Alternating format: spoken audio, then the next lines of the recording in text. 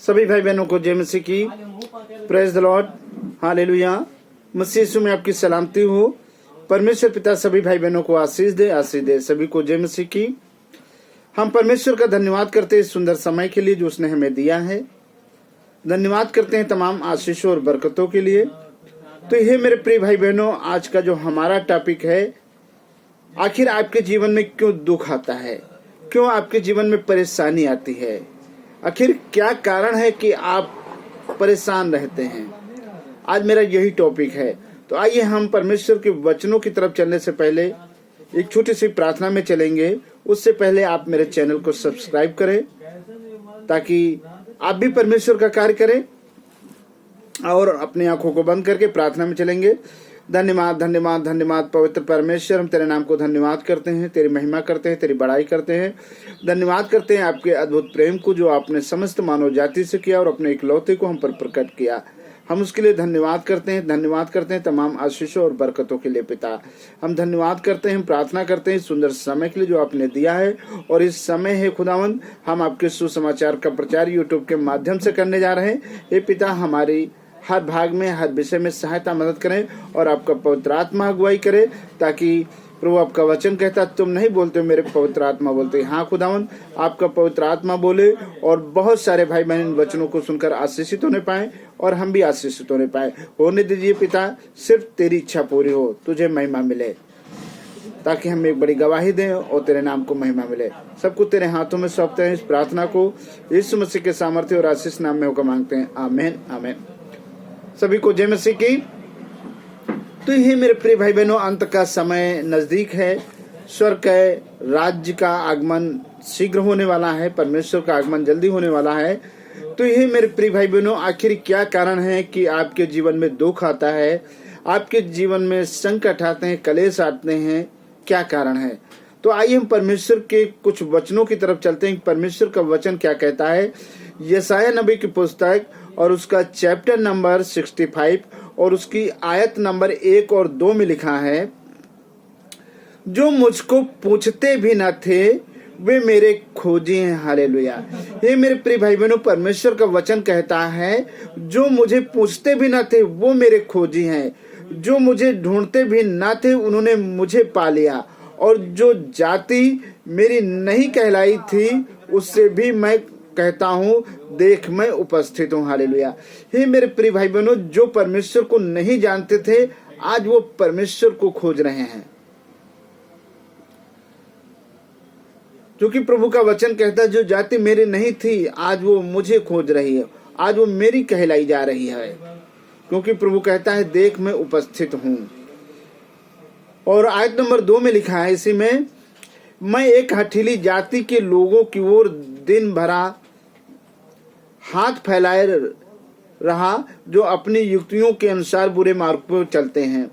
ये मेरे प्रिय भाई बहनों, परमेश्वर अपने दोनों हाथों को बाएं फैलाए हुए हमेशा दिन भर रातों दिन खड़ा है, लेकिन लोग अपनी बुरी युक्तियों के मार्ग पे चलते हुए जा रहे हैं।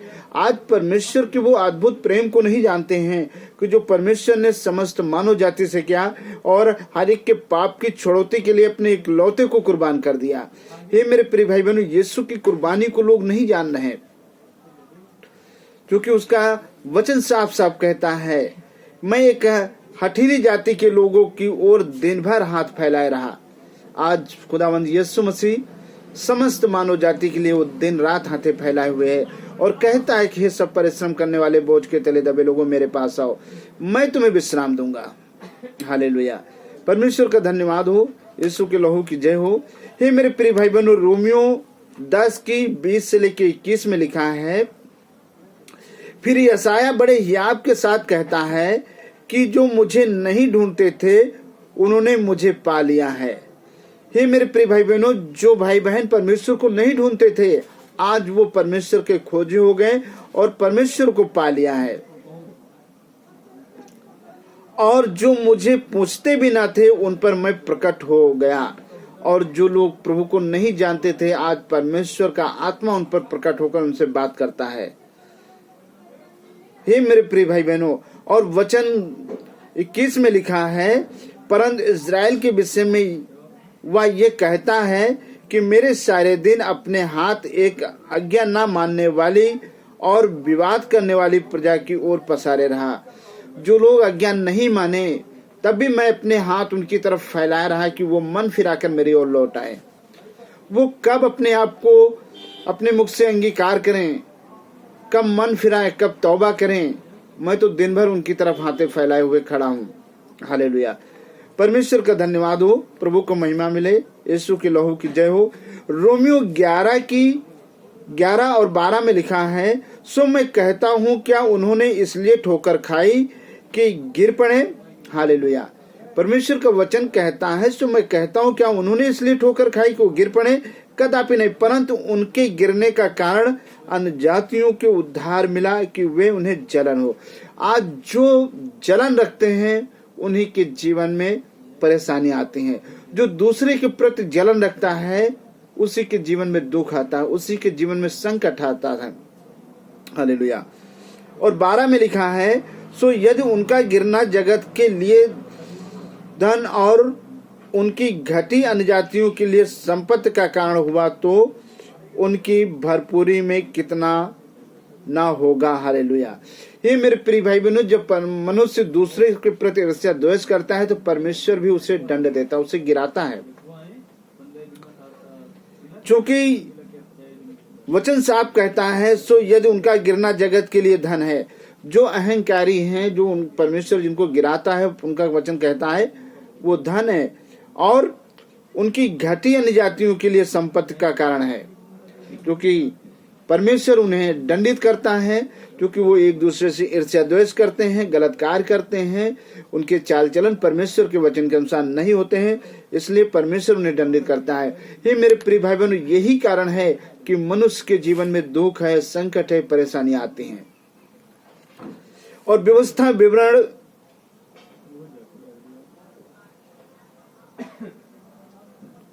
कि 32 की 21 में लिखा है, उन्होंने ऐसी वस्तु मानकर जो ईश्वर नहीं है मुझसे जलन उत्पन्न की है। प्रभु का वचन कहता है जो ईश्वर नहीं, आज लोग उनको भी पूजा करते हैं, और अपनी व्यर्थ वस्तुओं के द्वारा मुझे रिस दिलाई, और व्यर्थ चीजों के विषय में उन्होंने अपना पूरा जीवन गंवा दिया और परमेश्वर को क्रोध आया।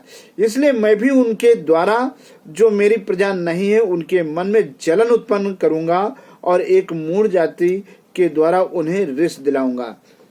और आज शैतान हर एक के जीवन में कार्य करता है, शैतान परेशान करता है, शैतान बीमारियां डालता है, क्योंकि उन्होंने परमेश्वर को नहीं जाना।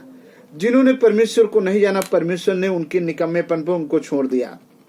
आज उनके जीवन में बहुत सारा दुख है, बहुत सारी परेशानी है, बहुत सारे संकट हैं। वो कमाते तो दिन रात है, फिर भी पूरा नहीं कर पाता है। वो खाते तो है, फिर भी उनकी आत्मा संतुष्ट नहीं होती है। तो ये मेरे प्रिय भाई बहनों, वो हमेशा हाय हाय करते हैं, दिन भर उनके मुख पे कोई लगाम नहीं रहती है, जिसको जो चाहा वो कह दे। नशा, गुटखा, दारू, शराब उनका आहार बना हुआ है। हे मेरे प्रिय भाई बहनों, कभी जो जबान परमेश्वर की महिमा के लिए है उसको कभी वो समय नहीं देते हैं।